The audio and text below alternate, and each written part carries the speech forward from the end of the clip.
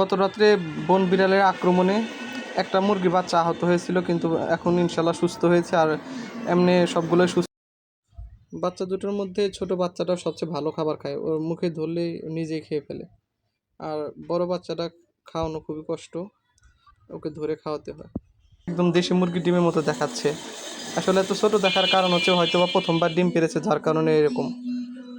আর আমাদের বাজরিকার পাখির কলোনিতে আপাতত ডিম রয়েছে, বাচ্চা এখনো পাইনি। অনেকগুলোতে 5টা 4টা 3টা করে ডিম রয়েছে।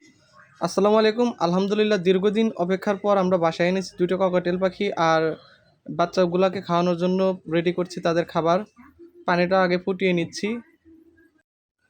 ফুটন্ত পানির সাথে পরিমাণ মতো খাবার মিশিয়ে, আর যেন একদম পাতলাও না হয় আবার একদম ঘনও না হয়, ভালোভাবে মিশিয়ে নিয়ে একটু ঠান্ডা করে নিয়ে তারপরে বাচ্চাগুলোকে খাওয়াবো।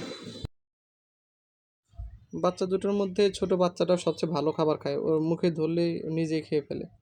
আর বড় বাচ্চাটা খাওয়ানো খুবই কষ্ট, ওকে ধরে খাওয়াতে হয়।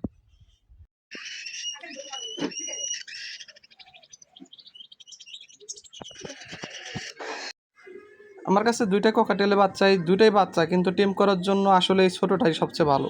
দেখছেন এই বড়টাকে খাওয়ানো কত কষ্ট, হ্যান্ড ফিড করা খুবই কষ্টকর। নতুন পাখি পালকেরা এগুলো সহজে পারবে না। এদিকে আমার মুরগিগুলোর অবস্থা, গত রাত্রে বন বিড়ালের আক্রমণে একটা মুরগি বাচ্চা আহত হয়েছিল, কিন্তু এখন ইনশাল্লাহ সুস্থ হয়েছে। আর এমনি সবগুলোই সুস্থ আছে।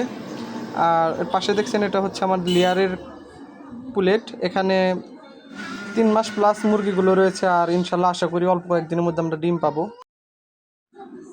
সকালে এখনও মুরগিগুলোকে পানি এবং খাবার দেওয়া হয়নি, তাই আমরা প্রথমত আগে পানিটা পরিষ্কার করে নিব।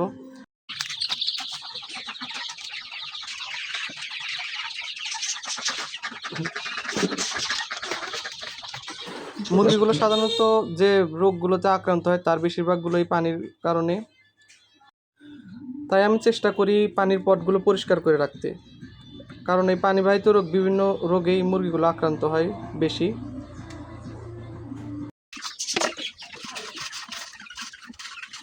আমি আমার মুরগিগুলোকে সবসময় ন্যাচারাল খাবারই দিই।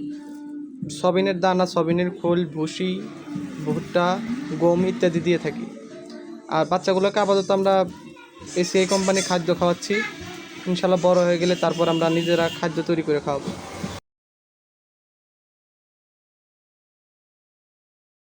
আলহামদুলিল্লাহ, আমাদের এই ছোট্ট পরিবারে যে 4টা হাঁস ছিল, সেখান থেকে আমরা একটা ডিম পেয়েছি।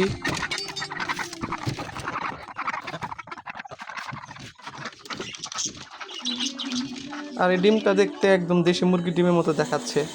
আসলে এত ছোট দেখার কারণ হচ্ছে হয়তো বা প্রথমবার ডিম পেড়েছে, যার কারণে এরকম। আর আমাদের বাজরিকার পাখির কলোনিতে আপাতত ডিম রয়েছে, বাচ্চা এখনো পাইনি।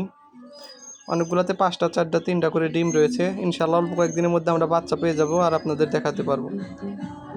আপাতত এই আপডেটগুলোই রয়েছে। পরবর্তী আপডেটগুলো পেতে অবশ্যই চ্যানেলটা সাবস্ক্রাইব করবেন এবং লাইক করবেন।